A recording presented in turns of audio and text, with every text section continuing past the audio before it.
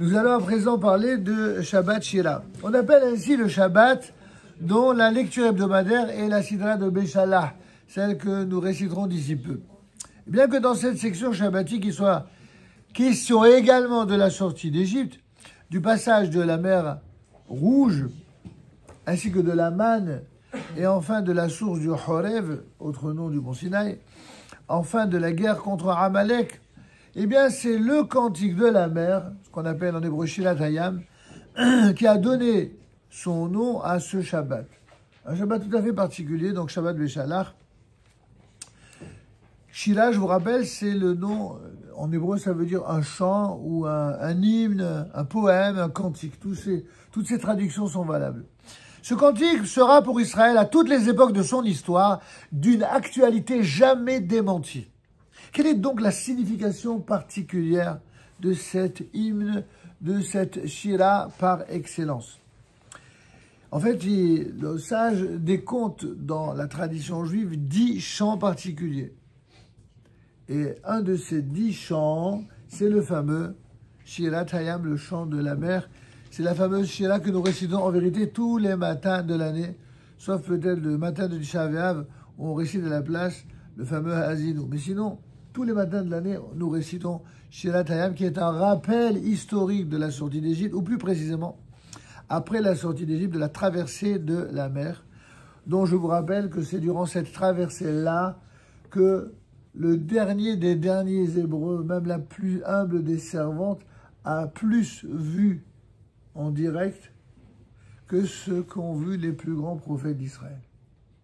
C'est-à-dire qu'à travers le passage à pied sec, mais à travers les eaux de la mer qui les entouraient de droite et de gauche, il y avait quelque chose, on pourrait exprimer d'une manière très moderne, il y avait comme une sorte de cinémascope comme ça, une façon un peu originale qui consistait à voir à travers les flots la totalité du vécu de l'histoire du peuple d'Israël jusqu'à la fin des temps.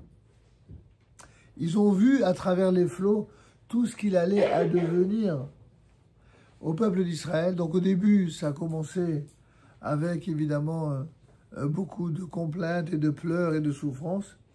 Mais lorsqu'ils ont vu de quelle manière ça se terminera à la fin des temps, c'est pour ça que la mer des joncs s'appelle Yam Souf, dit le Zohar. Souf, ça vient du terme Sof, qui signifie la fin.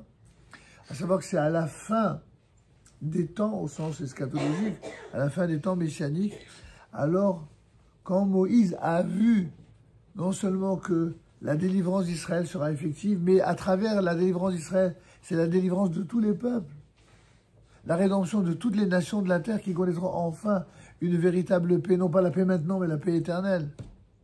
Non pas un pseudo-messie, mais un messie qui apportera véritablement une bénédiction d'unité au sein des composantes de l'humanité. Ah, Ziachir Moshe. Alors Moïse se mit à chanter. Lui et tous les enfants d'Israël. Et c'est pourquoi, tous les matins de l'année, on chante la Shira. Alors, qu'est-ce qu'il dit? Quelle est donc la signification particulière de cet hymne, de la Shira par excellence? C'est que dans toute la Torah, c'est Dieu qui parle et Israël qui écoute. Alors que dans ce chapitre 15 du Sefer Shemot de l'Exode, c'est Israël qui chante, qui glorifie l'Éternel, et c'est en quelque sorte, pour se permettre un anthropomorphisme, c'est Dieu et son entourage qui écoutent. C'est nous qui chantons. Ne soyez pas surpris de cette image poétique. Quand vous étudiez la Torah, c'est nous qui écoutons Dieu. Et quand on fait la prière, c'est Dieu qui nous écoute, n'est-ce pas? Qu'est-ce qui est plus important, quand Dieu nous écoute ou quand nous on écoute Dieu?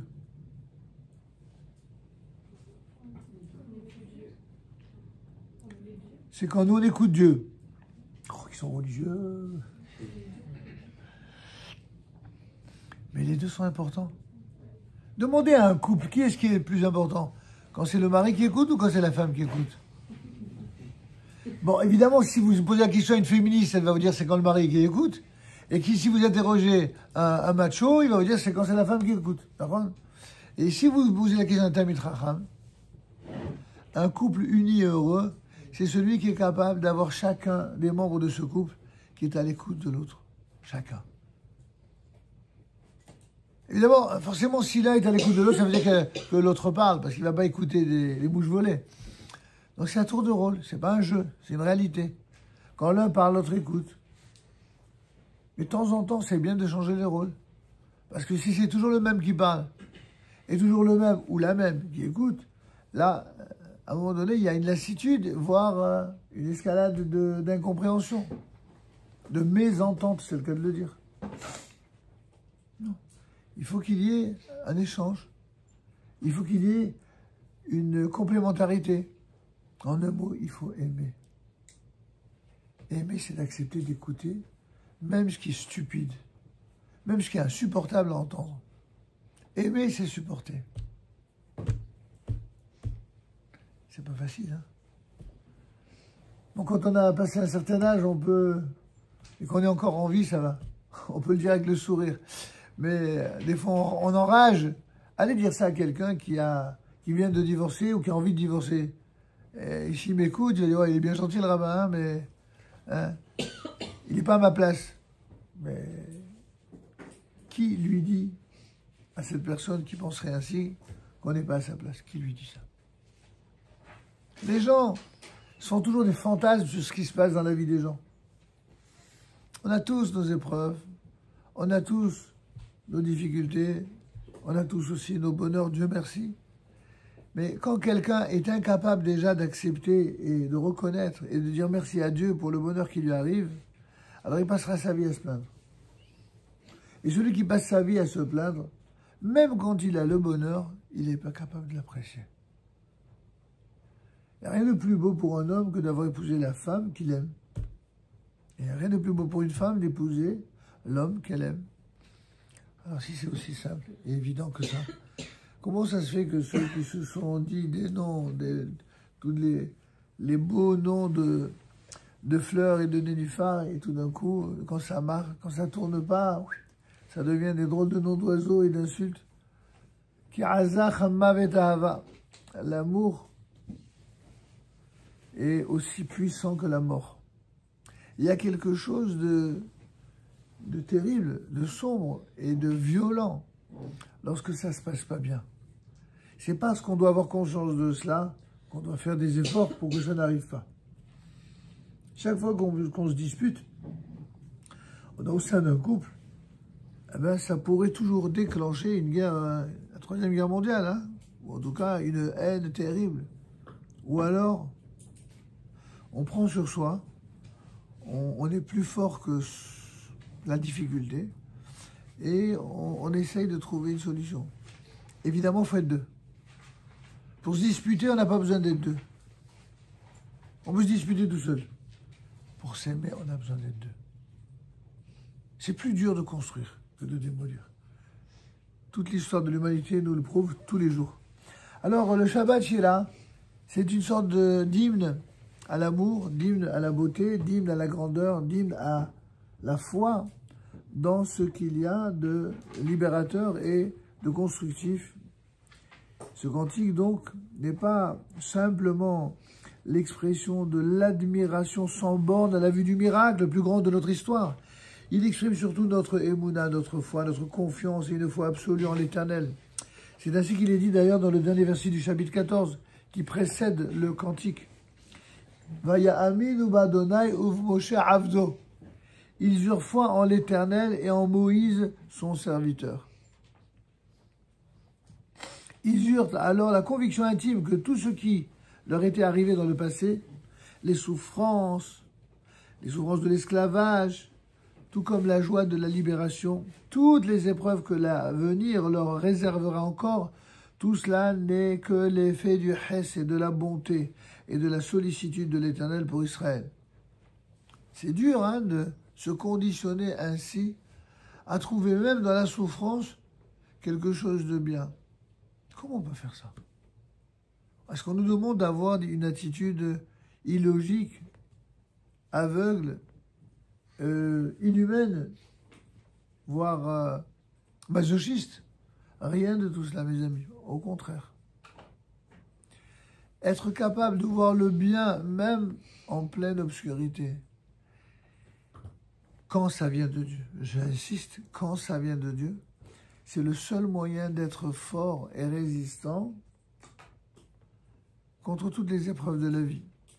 D'ailleurs, le problème, c'est que si quelqu'un n'est pas quelqu'un de bien, mais qui a la foi en Dieu, c'est à double tranchant.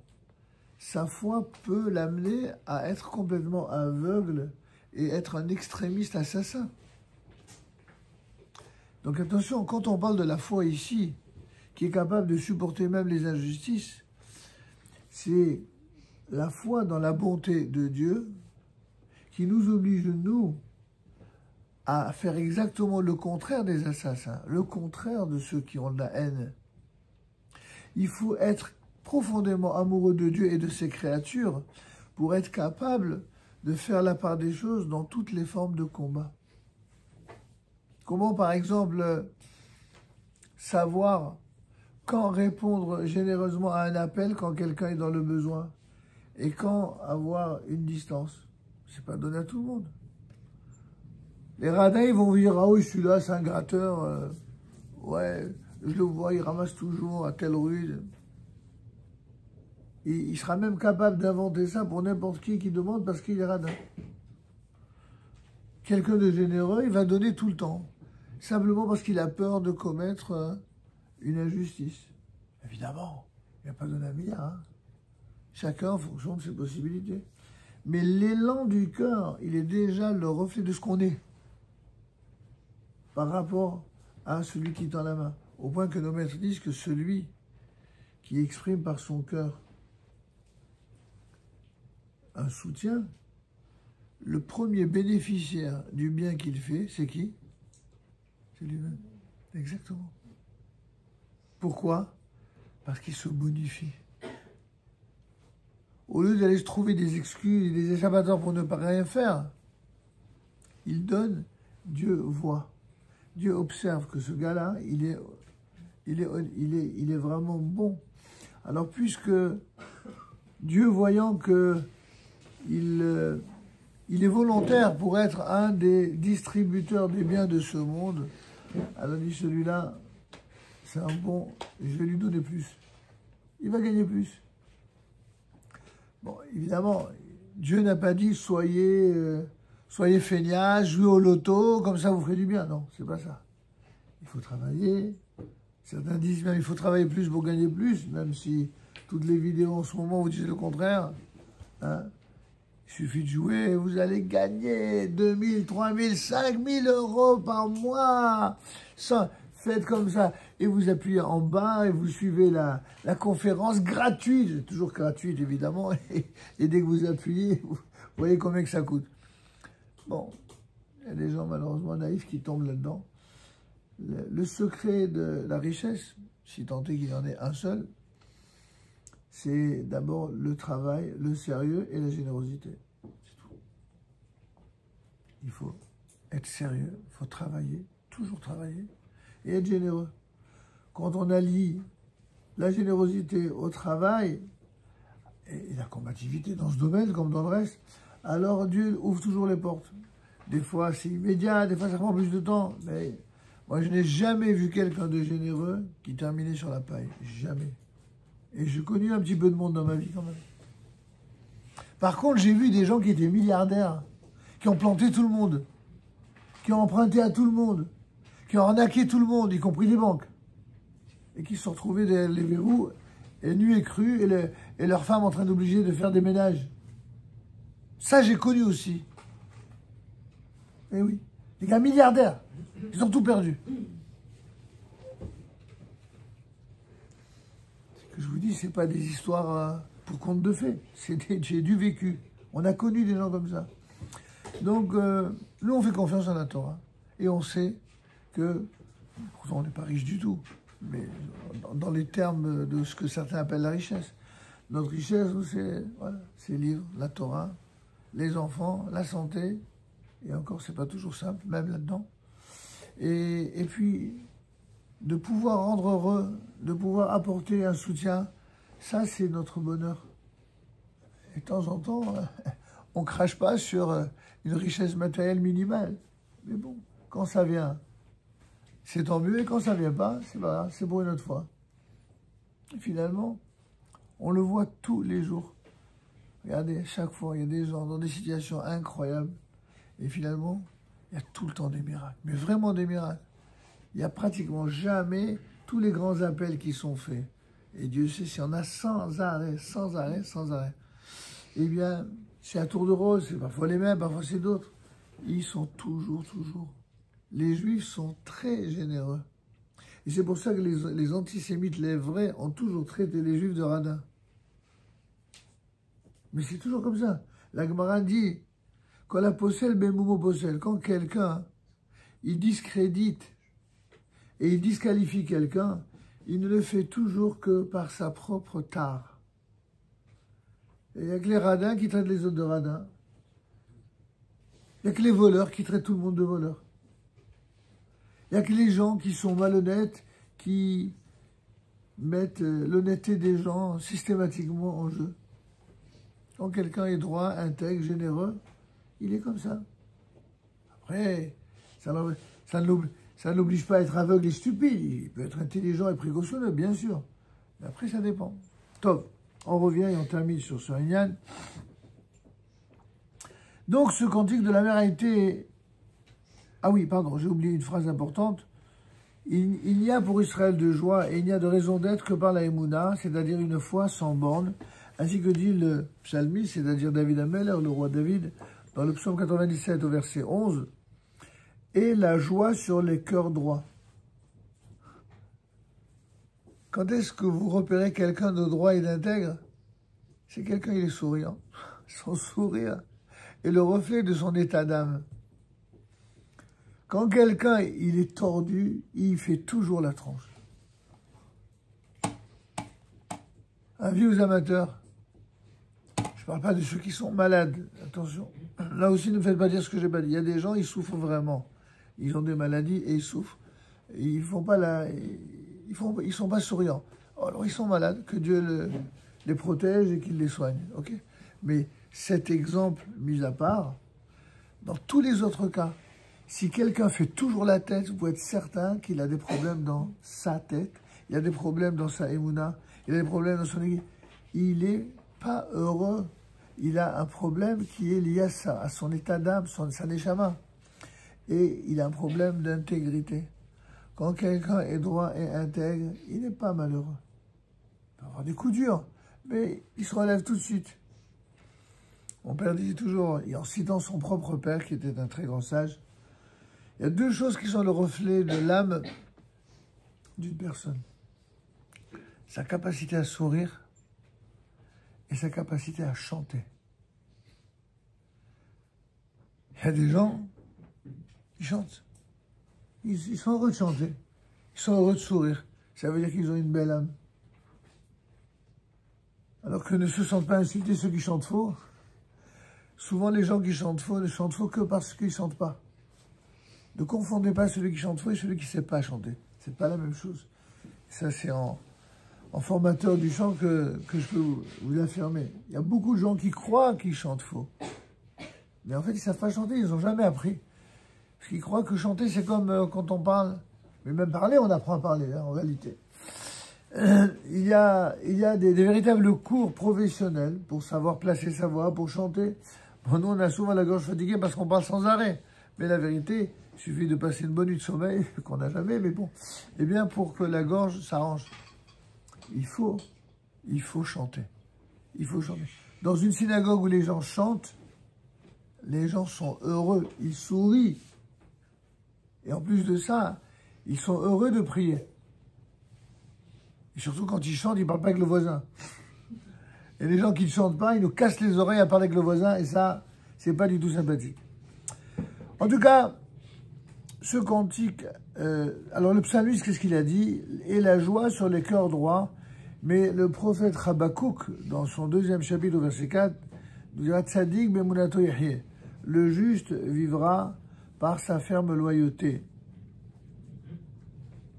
C'est la loyauté de quelqu'un de loyal qui fait aussi sa justesse. Sachez bien une chose, Quelqu'un qui n'est pas loyal vis-à-vis de Dieu ne peut pas être loyal ni vis-à-vis de son épouse ou alors vis-à-vis de son époux. Il ne peut pas être loyal vis-à-vis de son pays. Quand quelqu'un est capable de cracher sur le pays qui lui donne à manger, ce quelqu'un est quelqu'un de déloyal, quelqu'un de corrompu. Et même s'il crie toute la journée que Dieu est le plus grand, c'est quelqu'un qui n'est même pas loyal vis-à-vis de son Dieu. Ça n'existe pas. Quelqu'un qui est loyal vis-à-vis de Dieu doit être loyal vis-à-vis des hommes, doit être loyal vis-à-vis de celui qui le protège, de celui qui lui donne à manger. Et ça, c'est le be'aba de la foi juive en ce qui concerne Tzadik Me'olato Yahya. Donc, c'est pour ça qu'on chante la Shira. Car l'Éternel est un grand Dieu au-dessus de toutes les divinités inventées par les hommes. Si ce cantique avait été entonné plus tard, les créatures n'y auraient plus répondu. Elles ne vivaient déjà plus sous l'impression de l'événement, unique dans toute l'histoire des hommes. Si par contre Israël avait chanté sa confiance en l'Éternel dès la sortie d'Égypte, on aurait pu lui répliquer, rendez hommage à Pharaon, qui a bien voulu vous affranchir. Il y a effectivement des gens qui auraient pu dire, si vous êtes sortis d'Égypte, c'est grâce à Pharaon, c'est pas grâce à Dieu. C'est les réécrivains de l'histoire, spécialistes.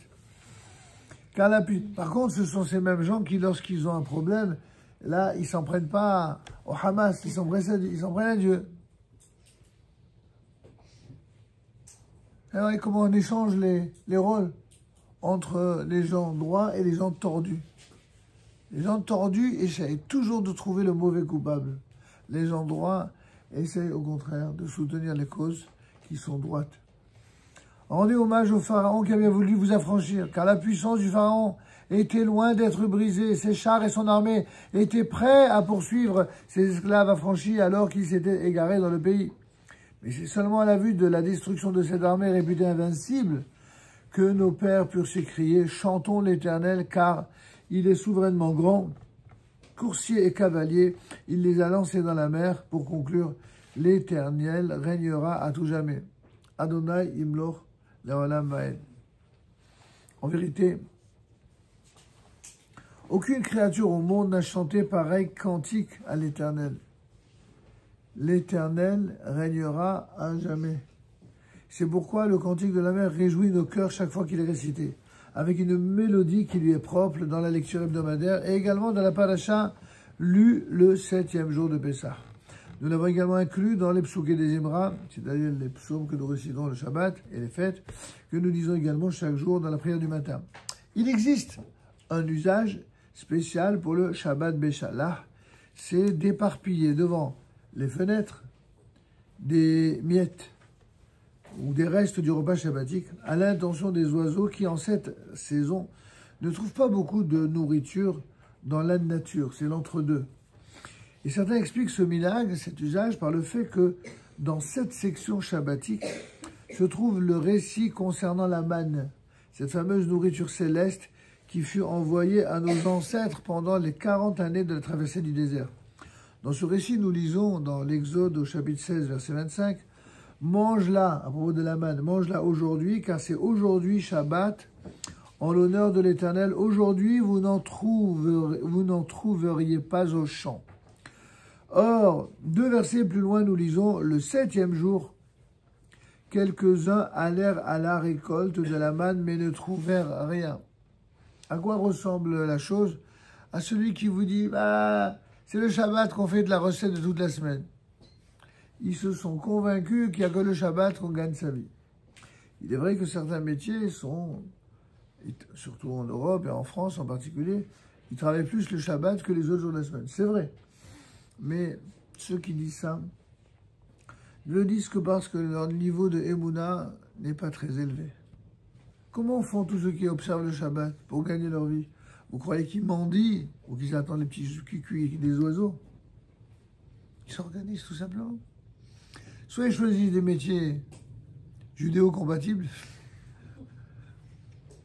et ainsi ils travailleront pas Shabbat, soit ils trouvent des combines légales pour pouvoir continuer à gagner leur vie par des placements ou autres, afin de ne pas travailler Shabbat, c'est tout. C'est aussi simple que cela. Ou alors, ça c'est la seule réponse qui va déplaire aux antisémites, je les salue. Il faut être patron, c'est tout. Quand on est patron, on gère son temps, comme l'on veut. Mais aujourd'hui, à l'époque post-Covid, tout le monde est plus ou moins patron. Maintenant, les gens, quand ils cherchent un emploi, ils demandent d'abord est-ce qu'on peut faire du télétravail. Sinon, ils n'acceptent pas l'emploi. Quel monde on vit. On n'est plus... Bon, c'est comme ça. Ces hommes, en tout cas, qui, en dépit de ce que Moïse avait affirmé, sortirent le Shabbat pour récolter la manne, c'était les fameux Dathan et Aviram. Vous savez qui c'est Dathan et Aviram? Des vrais tordus, comme il en existe malheureusement parfois au sein du peuple d'Israël. Dathan et Aviram, c'est l'archétype de tous ceux qui disent du mal des Juifs. Vous voyez un peu le style. Il y en a quelques-uns en Israël, en France, partout ailleurs.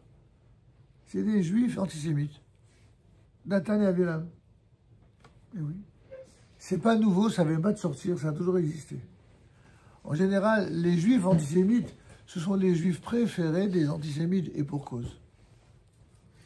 Rappelez-vous ce que je vous avais dit à propos de celui qui avait écrit La haine de soi, Théodore Lessing, pour les personnes qui veulent se cultiver. Dans ce livre, Théodore Lessing, il a décrit, je ne sais plus, une quinzaine ou une vingtaine de personnages, je ne me souviens plus, qui sont des Juifs antisémites, des Juifs anti-juifs. Le pourquoi, le comment et de leurs théories assassines contre leurs frères. Ça s'appelle La haine de soi. Le premier Juif qui a été tué par Hitler de ses mains, c'est Théodore Lessing. Pourquoi? Parce qu'il a dit du mal des Juifs qu'il aimait. Les seuls Juifs qu'Hitler aimait, c'était les Juifs antisémites. Eh oui. Tout comme les seuls Juifs qui sont aimés par certains Palestiniens, ce sont les Juifs qui passent leur temps à taper sur Israël, sur l'armée, sur le gouvernement. Les antisémites, évidemment, se reconnaissent entre eux. Donc, ils adorent les Juifs antisémites. Et même si ça fait mal aux oreilles de l'entendre, il faut maintenant s'habituer, puisque la libération de la parole antisémite étant ce qu'elle est devenue partout, alors il faut s'habituer à savoir que non, il ne suffit pas d'être juif pour être quelqu'un de favorable aux juifs. Il y a malheureusement des juifs qui sont antisémites, et en général, on les trouve notamment chez ceux qui épousent la cause de nos ennemis et qui se détournent de la Torah et des mitzvot. Les deux critères. Ils se détournent de la Torah et des mitzvot et ils épousent la cause de nos ennemis. Et ça, ce sont les fameux juifs antisémites. On ne va pas en dire plus long, on n'a pas envie de salir notre bouche à les nommer. En tout cas, disent nos sages, aucune créature au monde n'a chanté un cantique à l'Éternel avec une telle puissance, un tel amour. Et c'est pour cette raison que c'est le texte qui est le plus récité pratiquement, en tout cas sur le long, dans le calendrier, sur tous les jours de l'année. Et ces fameux hommes qui, en dépit de ce que Moïse avait affirmé, sortir pendant Shabbat pour récolter la manne, ces fameux Dathan, Aviram, eh bien, on n'a amené que des problèmes au peuple d'Israël. Dans l'intention d'induire le peuple en erreur et de lui faire perdre la confiance en Moïse, eh bien, ces deux conjurés de la faction de Korah allèrent secrètement pendant la nuit de Shabbat éparpiller les restes de leur manne dans les champs. Oui, c'est ça quand je vous dis les Juifs antisémites. Eh bien, leur origine, c'est ça, Dathan Vaviram. D'ailleurs, la sœur de Dathan Vaviram, c'est celle qui a été épousée par Korah, l'ennemi juré de Moïse, qui fut l'ancêtre de tous les ennemis d'Israël. Tous. Le matin, ils appelèrent des voisins pour aller recueillir cette manne, prétendant que toute cette histoire du Shabbat était une pure invention de Moïse. C'est ce que font tous les Juifs qui tournent le dos à Dieu.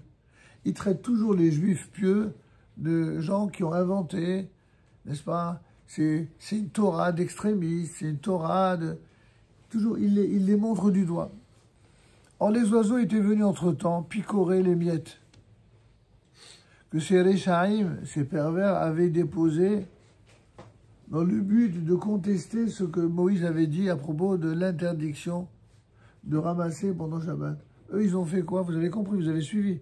Ils ont mis exprès des miettes pour faire croire que les oiseaux ont vu ça, ils ont picoré, et Dieu a vu d'un bon œil cette attitude, certes naturelle, mais une attitude des oiseaux, qui sont venus en quelque sorte pour sauver l'honneur divin et pour respecter et donc pour les récompenser.